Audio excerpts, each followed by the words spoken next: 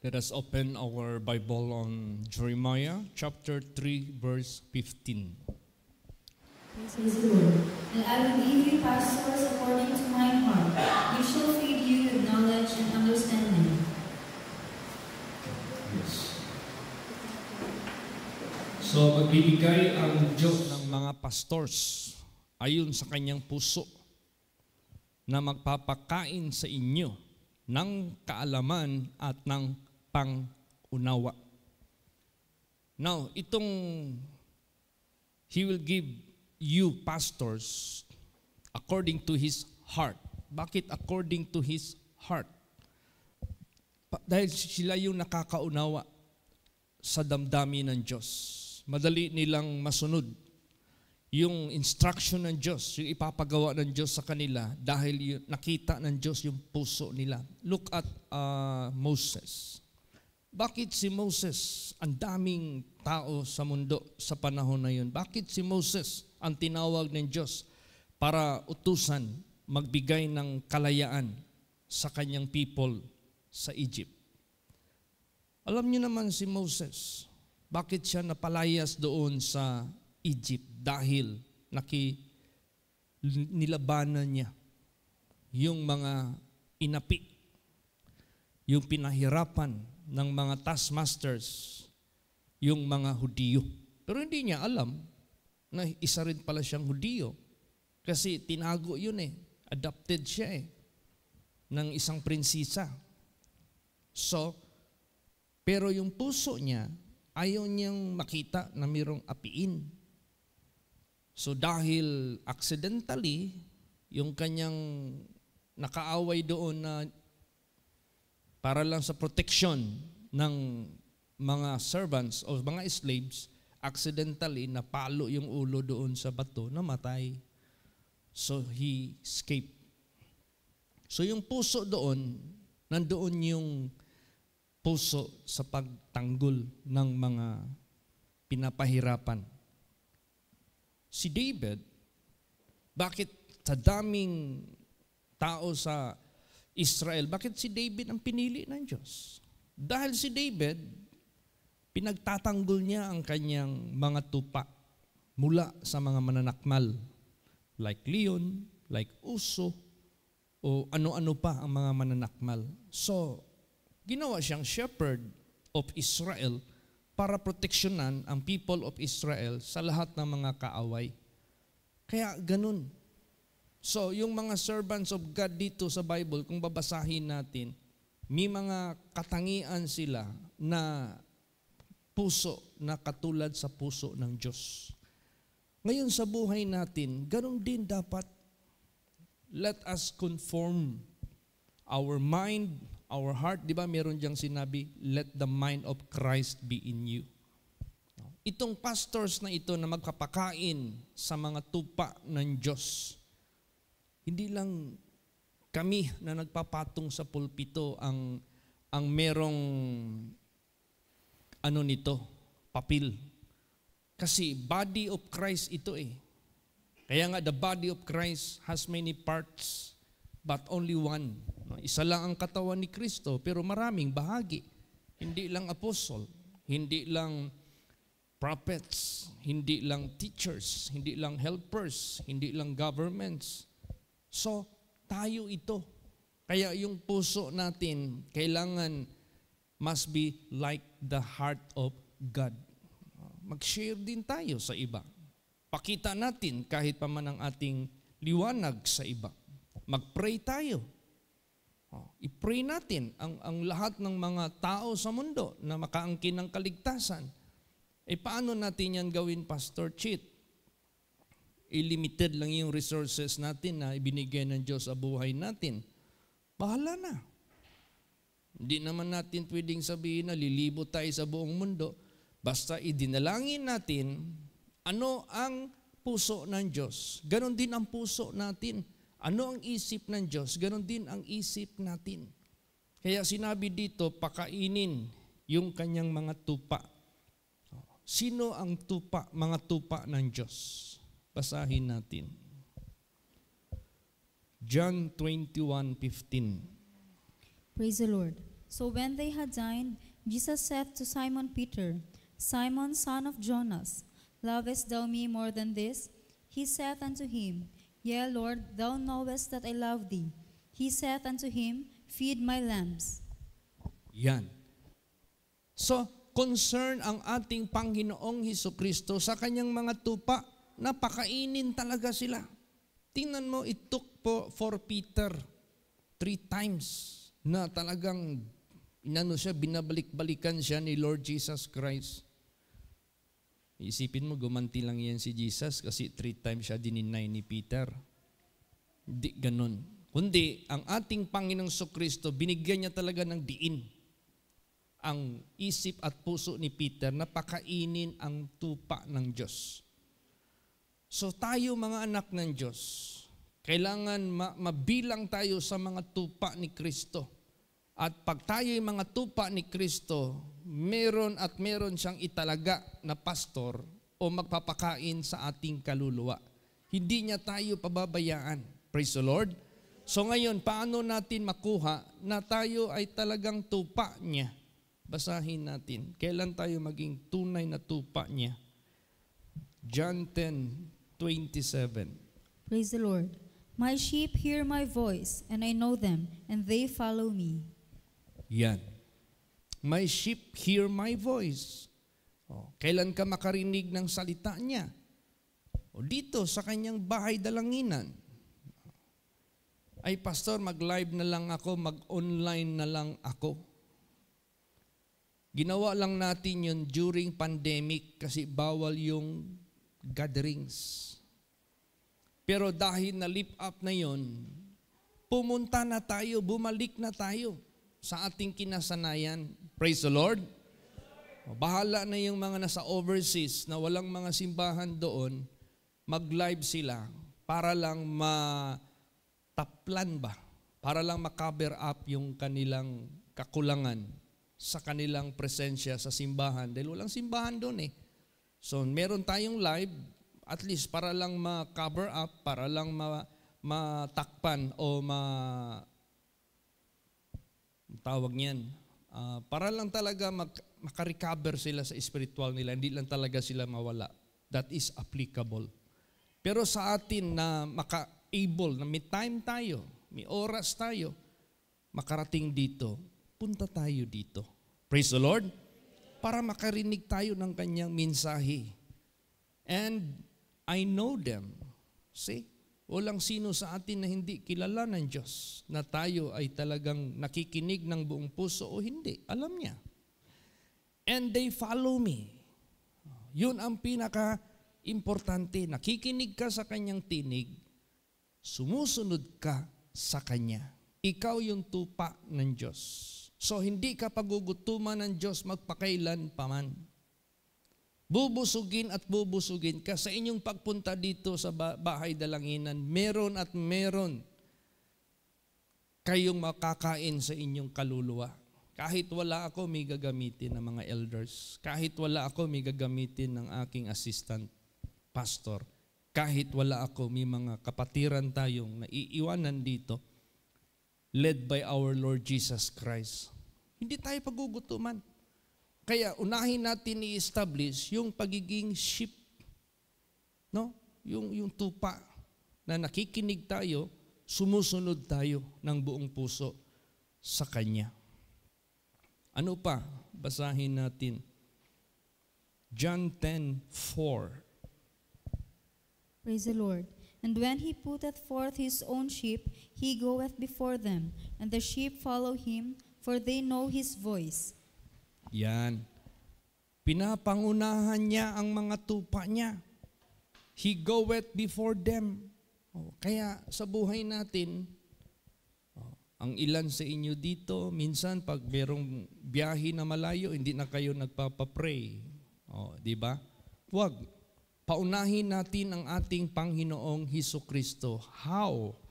By acknowledging God. Magpapray kayo sa mga nandito na itinalaga ng Diyos for your protection, for your guidance, for your success, for your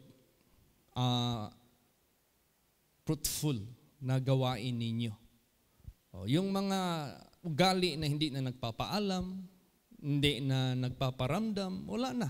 Parang walang shepherd ng kanilang kaluluwa. Hindi yan. Wag na wag natin yan gawin dito. Lagi nating ipauna si Lord Jesus Christ. Praise the Lord. Lagi nating ipauna. Siya yung mangunguna sa atin. In all our ways, acknowledge God. Nag-request sa akin si Sister Fe, Pastor, i-pray mo ako kasi siyempre wala na yung husband niya na nagtatrabaho.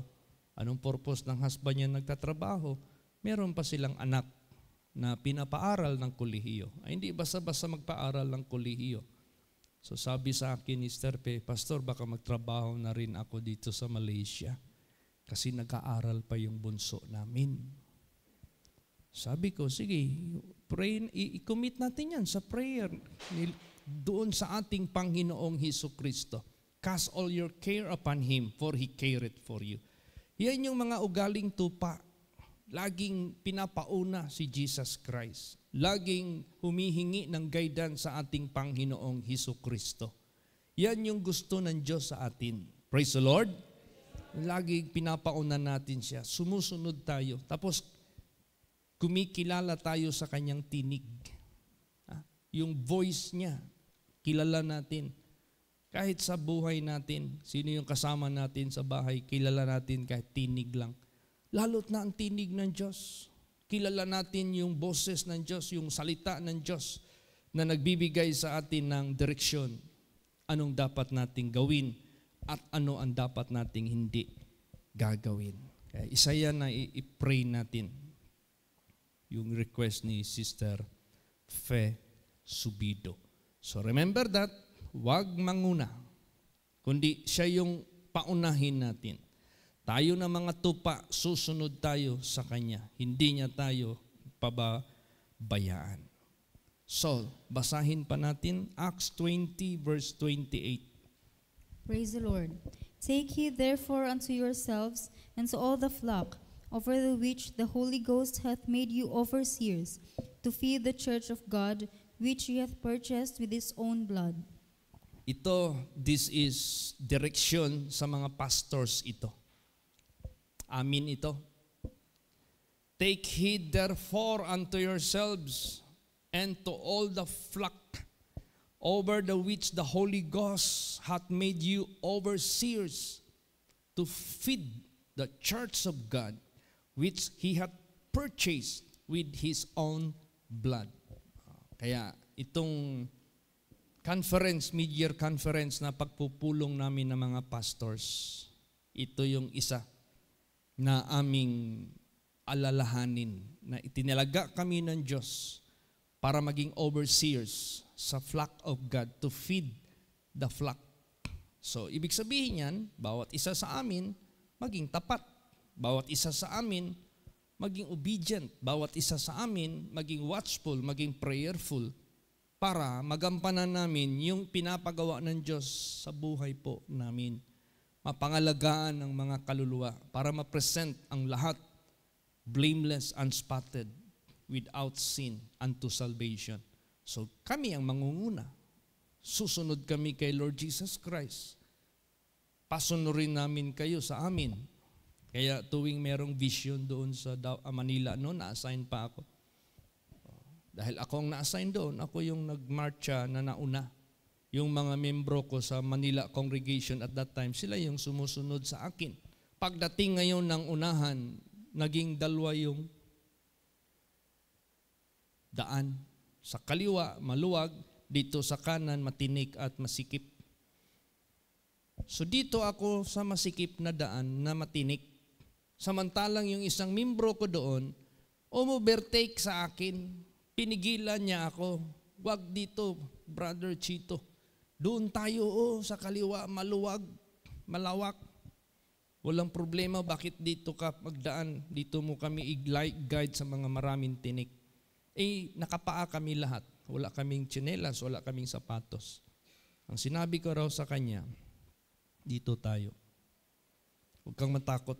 Tingnan mo ako, hindi ako nasaktan kahit matinik. Dito tayo. Yung dulo noon, napakahirap na daan, nandoon yung Golden City. Yun namang malawak, pinakita sa pangitain, meron doong mga pulang mata na napakadilim sa dulo noon at kumakaway sa mga membro ko. Sabi ko, huwag kayong doon, sumunod. Tapos pinakita ang dulo noon, naglalagablab na apoy. So, kami yung binigyan ni Jesus Christ ng katungkulan as overseer. Praise the Lord.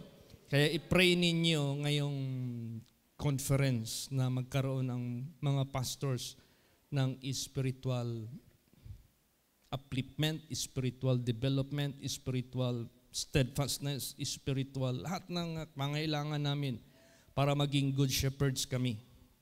Ibigay na lahat ni Jesus Christ para pagbalik sa kongregasyon, nandyan, magampanan ng bawat isa. Mag-ingat kami sa aming mga sarili para doon sa mga tupa. Dahil by the Holy Ghost, ginawa kaming overseers to feed the church of God which He hath purchased with His own blood. Ngayon, hindi lang tayo mag-focus sa ating kongregasyon. Kasi ang kaligtasan hindi lang para sa atin. Ang prayer natin hindi lang among ourselves. Ang prayer natin hindi lang among even our country. Ang prayer natin para sa lahat. Isambit natin yan sa prayer. Ilabas talaga sa bibig, Lord. Para sa lahat ng mga tao, maawa po kayo. Para sa lahat ng mga tao, bigyan nyo pa ng pagkakataon, makarinig muli sila ng salita ng Diyos. Sa prayer natin, bahala na si Jesus, paanong gawin niya? Marami siyang mga instrumento sa iba nagkalat sa mundo, gamitin niya.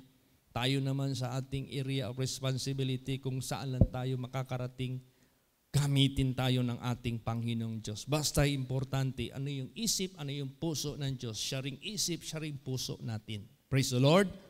Hindi tayo iba sa Kanya. Basahin natin. 1 Timothy chapter 2, 1 hanggang 3. Praise the Lord. I exhort therefore that first of all, supplications, prayers, intercessions, and giving of thanks be made for all men, for kings and for all that are in authority, that we may lead a quiet and peaceable life in all godliness and honesty. For this is good and acceptable in the sight of God our Savior. Yan. So, ini-exhort, no?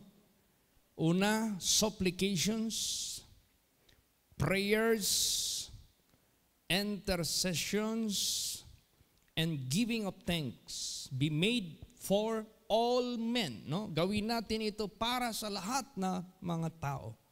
Kings, yung mga nasa government, for all that are in authority, lahat na nasa authority, that we may lead a quiet and peaceable life in all godliness and honesty. Tayo yung maglilid. Kasi si Jesus ang naglilid sa atin, susunod tayo kay Lord Jesus Christ sa ginagamit niya ng mga leaders, susunod tayong lahat sa ating, as what Paul says, follow me as I follow the Lord. Praise the Lord. So susunod tayo lahat sa direksyon ng ating Panginoong Hesus Kristo. Then, tayo nga ang mag-lead. Tayo yung magpakita. Tayo yung maging halimbawa. Peaceable life, godliness, honesty, for this is good and acceptable in the sight of God our Savior. Kasi ngayon, magulo ang buhay ng mundo. Magulo ang buhay ng mundo, sabihin ko po sa inyo. Daming mga churches nag-awayan isa't isa. Daming churches kayamukat. Agawan ng posisyon, agawan ng property, agawan ng honor. Ay, grabing gulo. No, wag natin yan gawin. Tayo mismo ang mangulo sa mapayapang buhay. Praise the Lord. Susunod tayo kay Lord Jesus Christ. Meron tayong leader dito na hindi natin nakikita. Kaya nga mayroong sinabi dyan, the silent listener of this house and the invisible guest. And that is our Lord Jesus Christ. Siya yung naglilid sa atin all the way, all the time. Kaya dapat buhay natin mapayapa. Kung ano yung designation na binigay ni Jesus sa atin, tayuan lang natin. Ano yung designation nilagay ni Jesus sa atin, mahalin natin. Ano yung designation nilagay ni Jesus sa atin, let us be thankful. Pasalamatan natin ang ating Panginoong Diyos. Peaceable life in all godliness. Ibig sabihin yan, pag sinabing godliness, yung karakter ng Diyos, yung holiness ng Diyos, yung righteousness ng Diyos. Lahat ng makukuha natin sa salita ng Diyos patungkol dyan kay Jesus Christ about God, gayahin natin yan. That is godliness. And honesty. Importante masyado, honest tayo sa sarili natin. Honest tayo sa isa't isa. Honest tayo sa lahat ng mga tao sa mundong ito. Lalo't na honest tayo sa mata ng ating Panginoong Hesukristo. Kasi ito na ngayon ang opposite na direksyon ng buhay ng tao. Bawat tao magulo ang hinahanap dahil they are fighting for something. Bawat tao ayaw na ng godliness kasi hindi makahintay sa ano ng Panginoon, pamamaraan. Gusto nila ora-ora. Hindi na kailangan nila yung makadiyos. Gagamitin na nila ang pangdadahas na gawa sa sariling pamamaraan. Honesty, wala na. Puro switik na ang mga tao. Hindi na honest, hindi na marunong gagawa ng honesty. So, subalit sa atin, honest, godly, peaceable life, for this is good and acceptable in the sight of God, our Savior. This is the good. That is acceptable. Yan yung katanggap-tanggap sa kanyang presensya para hindi ka ma-reject. Yan yung katanggap-tanggap sa kanyang presensya para diringgin niya ang dalangin mo. Yan yung katanggap-tanggap sa kanyang presensya para pakinggan niya ang dalangin mo. Para tanggapin ka sa kanyang kaharian. This is good and acceptable in the eyes of God. So, wag nating kalimutan, no?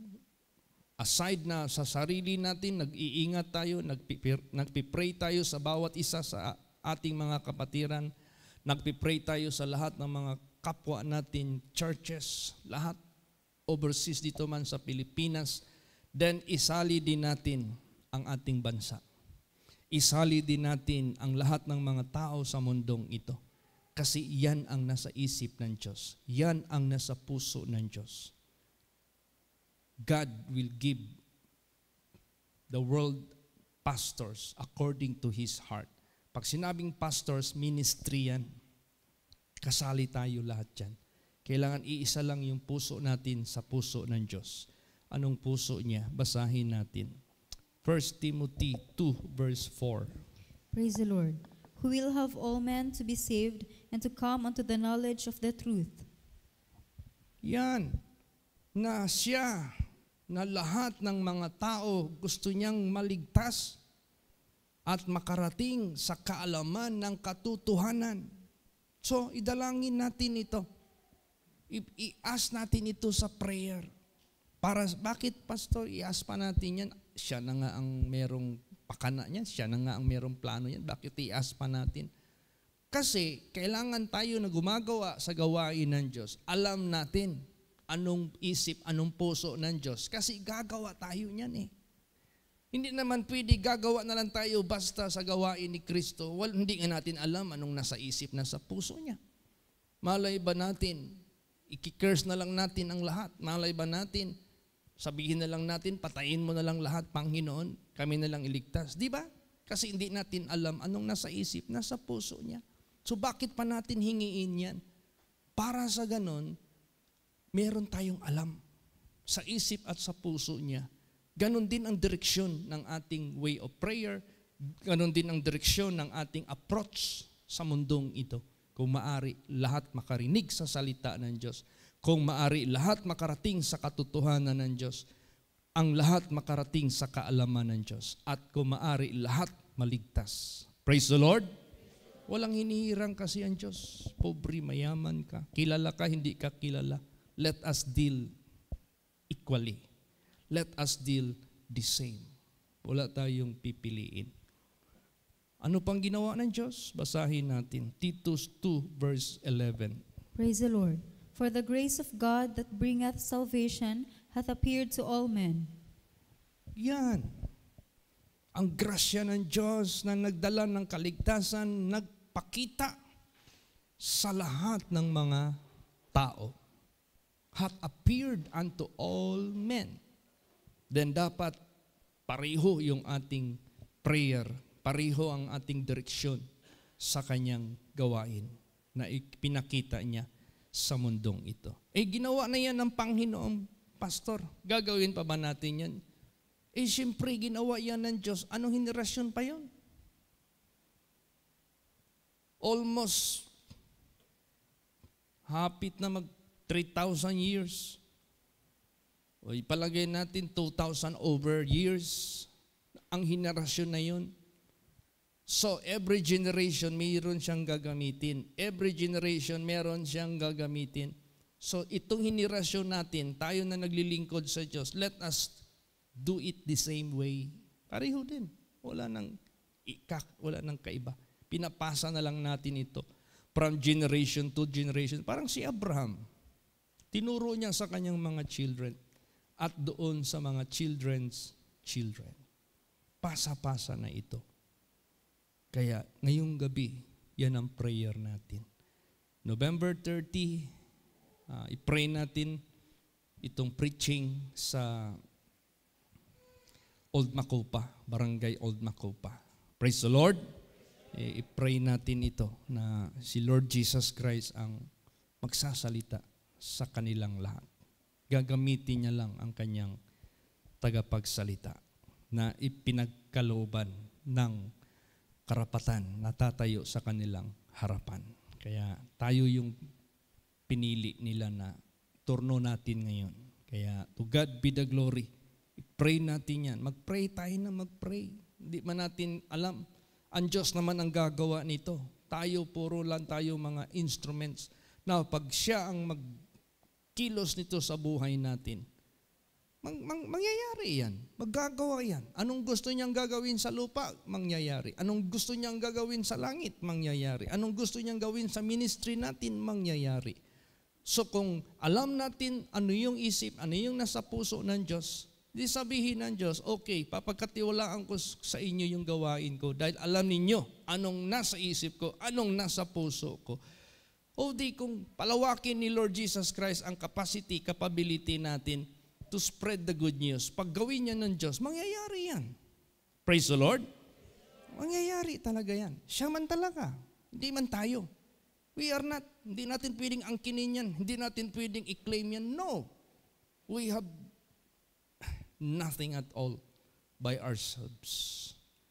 Kaya, ano pa? Ano ang panawagan ng Diyos sa buong mundo? Basa. Acts 17 verse 30. Praise the Lord. In the times of this ignorance God winked at, but now commandeth all men everywhere to repent. Yes, commandeth all men everywhere. Minsan may mga nag-share dyan sa FB News na baha doon, baha dito, di ba? Landslide dito, landslide doon. So ano ang masasabi natin dyan? This is a call to repentance. Tawag ito ng Diyos sa lahat, sa pagsisisi. Wala nang iba. There is no such better to do but to repent. Kasi ang Diyos ang lahat eh. Kaya niya lahat gagawin. Pahintuin niya, pagganahin niya, nasa Kanya. Pero pag mag-repent, ay nako, sabihin ko po sa inyo, hindi ka makasali. Ano mang mangyari sa mundo. Kahit nasa sentro ka pa ng earthquake, kahit nasa sentro ka pa ng ulan o baha, hindi ka. Tingnan mo yung Iloilo congregation noon. Nagbisita ako doon minsan, nako, nangamoy ng ano? Ang baho. Sa highway, ang baho. Yung pala, yung bodega ng NFA, naglunop ba, nagbaha yung mga file ng mga sacks of rice doon, ay bumaho, nabasa, nabulok. Pagdating ko doon sa holy place, galing karsada, magbaba ka pa bago ang flooring. Pagdating mo doon sa flooring, baba ka naman bago ang floor ng simbahan. Nag-testimony sila, Pastor, grabing baha dito, pero magtaka kami, hindi man lang nakapasok dito sa aming simbahan. Pero sa harapan namin, palibot, baha. So, ibig sabihin yan, alam ng Diyos, paano niya tayo iligtas. No, hindi lang tayo ang dapat makaangkin yan. This is a call to repentance. Wala nang ibang solusyon. Magsisi ang mga tao, tumalikod sa kasalanan, tumalikod sa kasamaan, tumalikod sa lahat ng kalukuhan sa buhay. Talikdan nyo na yan. Maging sincero na kayong lumapit sa Diyos, sa kanyang banal na salita, makinig at sumunod ng buong puso. Praise the Lord. So, He is calling, and His commandment is to call all people anywhere to repent. Lahat ng mga tao magsisi. So yan, ang i-pray natin ha. Maliban sa sarili natin na alam natin ang will of God, mag-ingat tayo sa sarili natin para maging clean vessels tayo, maggamit tayo ng Diyos anytime, kailan niya tayo gagamitin, saan niya tayo gagamitin, anong paraan niya tayo gagamitin. Siya ang may alam. Siya ang merong kapangyarihan sa buhay po natin. Sinurrender na yung buhay natin sa Kanya eh. His will be done. Tingnan mo yung prayer niya sa Garden of Gethsemane. Not my will, but as thou wilt. Ang kalooban mo. So nasa Diyos yan. Habang nagpipray tayo, then masaya ang Diyos na nakakita. Alam niya yung prayer natin na ayon sa Kanyang isip, ayon sa Kanyang puso. What if? What if? Gagawa siya ng anong paraan niya. Patayuin tayo kung saan tayo patayuin ng Diyos para ang tao makinig sa pagbigay ng Word of God. Kahit wala tayong radio station, kahit wala tayong TV station, kahit hindi tayo kilala. Pero kung ang Diyos na ang gagawa, sabihin ko po sa inyo, nasa kamay niya ang ministry natin. Depende yan sa Kanya kung anong makita sa atin. Kaya gawin lang natin yung anong isip niya, anong puso niya. Sundan lang natin yan. Sabihin ko po sa inyo, masaya ang Diyos. Praise the Lord. Basa, anong gagawin niya? 1 Thessalonians 3, verse 12. Praise the Lord. And the Lord make you to increase and abound in love one toward another, and toward all men, even as we do toward you. Yan. The Lord make you to increase. Kung hindi tayo ipa-increase ng Diyos, wala tayong magagawa.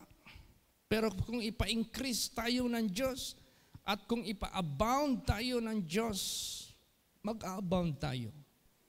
Kaya nga, nasa kamay niya ang ating ministry. Sunod lang tayo sa Kanya.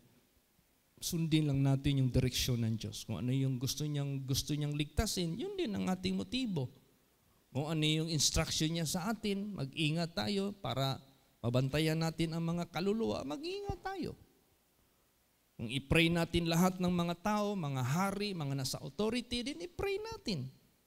Pag sinabi lahat, ang Diyos nag-uutos lahat ng mga tao in every place to repent, then yun din ang ating sasabihin sa mga tao. Praise the Lord. Susundin lang natin anong sasabihin ng Diyos. At saka itong pag-handle ng banal na salita ng Diyos, hindi na kailangan makipag-away pa tayo. Wala kang nakita dito na may nakipag-away na mga disipulo dito sa pagbahagi ng Word of God. They just give the Word of God.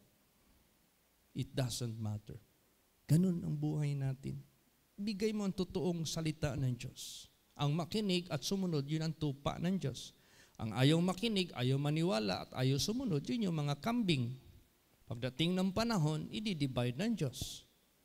Ang nakinig at sumunod, yun ang tupa. Ang hindi nakinig, ayaw maniwala, ayaw sumunod, yun yung kambing. Ganun lang. Pero hindi tayong maghatol, hindi tayo makipag-away, hindi tayo makipaglalis. No, that is not our job. Basahin natin. 2 Timothy 2 verse 24. Praise the Lord. And the servant of the Lord must not strive, but be gentle unto all men, apt to teach, patient. Yan. Hindi kayo makipagsuntukan ka dyan, makipagpatayan ka dyan, makipag-away ka. No. The servant of the Lord must not strive. Anong strive? Yun na nga. Makipaggulo. Makipagsuntukan sa laman at sa laman. Kung mayroon man tayong maglalaban tayo ng suntukan, yun yung hindi natin nakikita. Doon natin yung itapat kay Satanas. Hindi sa kapwa natin. We are not wrestling flesh and blood. Doon natin itapat sa diablo. Doon tayo makipagsuntukan. Praise the Lord. Doon tayo makipagpunyagi na hindi niya tayo kayang tuksuin sa pagkakasala dahil si Jesus ang ating kalakasan. Pero sa pagbigay ng salita ng Diyos, no need for you to strive. No need for you to maghanap ka ng gulo. Hindi. But be gentle unto all men, up to teach, patient. Yun lang. Hindi man tayo ang judge. Hindi man tayo ang magdidesisyon. After all, hindi man. Ipamahagi lang natin ang katotohanan ng salita ng Diyos with meekness, with gentleness, with kindness. Praise the Lord. At tapos huwag tayong magsalita na ma-insulto yung iba, magbabrand ka ng iba na iniinsulto. Hindi. Kundi ang Word of God ang ibigay natin para magbigay ng kaligtasan. Sa maniwala. Sa hindi maniwala, wala talagang kaligtasan. Basahin natin yan. Titus chapter 3 verse 2. Praise the Lord. To speak evil of no man, to be no brawlers, but gentle, showing all meekness unto all men. Yan. To speak evil of no man, huwag kang magsalita ng anumang masama sa kanino man. To be no brawlers. Ano yung brawlers? Yun na nga, yung mahilig magsuntukan, mahilig ng riot, mahilig ng kaguluhan. Pag sinabing brawlers, talagang bakbakan yan. But gentle, showing all meekness unto all men. Gusto lang ni Jesus Christ na memoryado natin ang karakter na tinuturo sa atin. Para kung sakali mang may mga pressure dyan sa labas, just relax. Hayaan natin ang Diyos kikilos. Praise the Lord. Hindi na kailangan tayo yung maging brawler. Hindi na kailangan tayo yung mag-strive, no? Ano palang ginagawa ng mga angels of God? Ano palang ginagawa? Tingnan mo yung nangyari doon sa Manay. Na meron doong tao doon na meron pala yung baril yun. Tapos may mga alalay pala yun. Kami ngayon ang binintangan na kami raw ang naglagay ng lason sa auntie niya. Kaya nagkasakit ng sobra doon sa niliguan niya. Naglagay daw ang mga crusaders ng lason doon. Di, sinulong kami doon. Di, hinarap ko sila. So ang leading ni Jesus Christ sa akin, huwag kang matakot, anak ko. Sabihin mo lang ang ano yung dapat mong sabihin. O di wala silang nagawa. Nag-pay respect sila. Kasi nagrespeto din ako sa kanila. Praise the Lord. Kontrolado lahat ng Diyos. Si Brad Charlie, ilang beses niyang nakita sa panahon ni Pastor Samuel Gabre. Pag nimatay na bata, siyempre yung may-ari ng bata, magkakaroon talaga yan ng mataas na pressure ng dugo para magwala. Pero si pastor, hindi mo nakita yan na relax yan, presence of mind yan, prayerful yan. kontrolado lahat ng Diyos. May gusto magsaksak, may gusto magkarati, may gusto magbaril. Wala kang nakita kay Pastor Samuel Gabre na brawler siya. Praise the Lord. Because our God is big enough to defend us, to protect us habang gagamitin pa tayo ng ating Panginoong Diyos. Alright. So yan ang tandaan natin. Ipakita natin ang ating liwanag. Minsan kasi pag nahalo tayo sa maraming denominations, maraming churches, hahamunin tayo ng pride of life, hahamunin tayo ng kagalingan. Huwag kayong tintal. Just be meek, just be lowly. Hindi yan ang natin hinahanap natin. Ang hinahanap natin, paano ma-proclaim yung truth of God na ang tao magsisi, talikod sa kasalanan, mamuhay na banal, mamuhay na matuwid. Yun ang makita sa buhay natin. We are preaching the gospel not only by speech, but also by our actions. Praise the Lord. Kaya yan ang alagaan natin. Huwag tayong magpatukso sa masamang espiritu. At lagi tayo mag-study sa sarili natin. I-check natin lagi ang buhay natin. Hindi kay puno ka ng titik sa iba, puno ka ng turo sa iba, puno ka ng puro lang iba. Napabayaan mo na yung sarili mo. Imbis atupagin mo yung sarili mo, manalamin ka sa sarili mo, ayusin mo yung sarili mo. Hindi mo na maayos kasi puro ka na lang turo sa iba, puro ka lang titik sa iba, puro ka lang puna sa iba. No, ang Bible nagsabi dito, tayo ng mga anak ng Diyos, unahin natin ang sarili natin. Basa, last verse, 2 Timothy 2 verse 15. Praise the Lord. Study to show thyself approved unto God, a workman that needeth not to be ashamed, rightly dividing the word of truth. Yan. Study to show yourself. Hindi yung ibang tao. Study to show yourself approved unto God and not approved unto man. Approved unto God. Paano tayo ma-feel natin na approved tayo sa Diyos? Pag wala tayong nilapastangan. Pag wala tayong nilabag sa nakasulat sa Biblia. Praise the Lord. So you are approved unto God. A workman that needeth not to be ashamed. Hindi ka na kailangan mapahiyaan. Kailan ba mapahiyaan yung servant of God? Pag nagkaroon ng failures. Pag nagkaroon ng tawag niyan, kabiguan. Para hindi ka mapahiyaan. No? The way you serve God at approve ka sa mata ng Diyos, gagamitin ka talaga ng Diyos effectively. Gagamitin ka talaga ng Diyos successfully, miraculously. Praise the Lord. If kailangan ng deliverance, magkaroon ng deliverance. Kung kailangan magkaroon ng healing, magkaroon ng healing. Kung kailangan magkaroon ng casting out of demons, magkakaroon ng casting out of demons. Kung kailangan ng pang prayers na gusto ng mga tao, diyan kagad ipakita yan ng ating Panginoong Diyos. Ganon.